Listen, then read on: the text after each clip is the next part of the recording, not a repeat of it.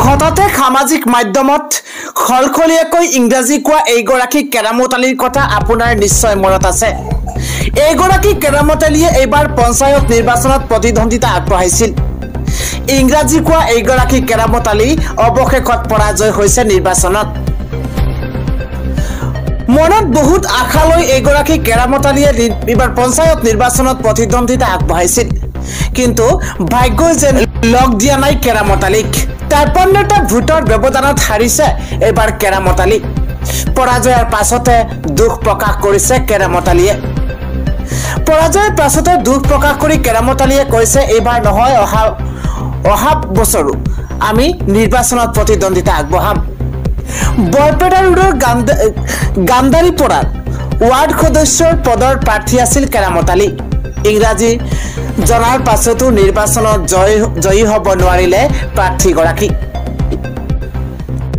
ইংৰাজী কোৱা কেৰামতালী অৱশেষত পৰাজয় হৈছে। 53টা ভোটৰ ব্যৱধানত হাৰিছে কেৰামতালী। মনৰ দুখতে প্ৰকাশ কৰিছে কেৰামতালীয়ে বিভিন্ন কথা। কেৰামতালীয়ে কৈছে যে নিৰ্বাচনত হৰা জিকা হ'বই, কিন্তু মই আগন্তুক পঞ্চায়ত নিৰ্বাচনতো প্ৰতিদ্বন্দ্বিতা আগবঢ়াম।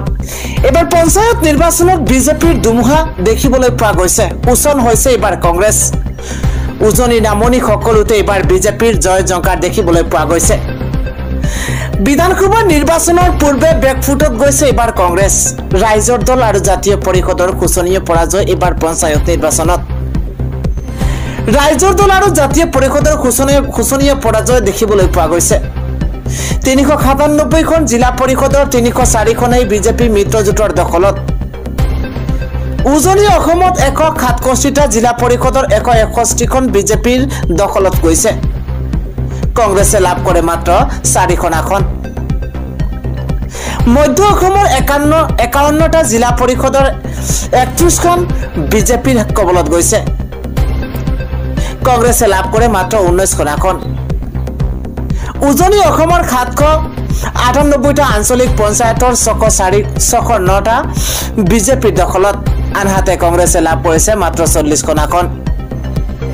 নামনি অসমত 108টা আঞ্চলিক পঞ্চায়তৰ 88টা বিজেপিৰ দখলত। নামনি অসমৰ 108টা আঞ্চলিক পঞ্চায়তৰ 88টা বিজেপিৰ দখলত গৈছে। কংগ্ৰেছে লাভ কৰিছে মাত্ৰ 11খন আসন। বৰাক উপত্যকাৰ 49টা জিলা পৰিষদৰ 29টা বিজেপিৰ দখলত। কংগ্ৰেছে লাভ কৰিছে মাত্ৰ 15খন আসন। পঞ্চায়ত নিৰ্বাচনত এইবাৰ বিজেপিৰ ধুমুহা দেখিবলৈ পোৱা গৈছে।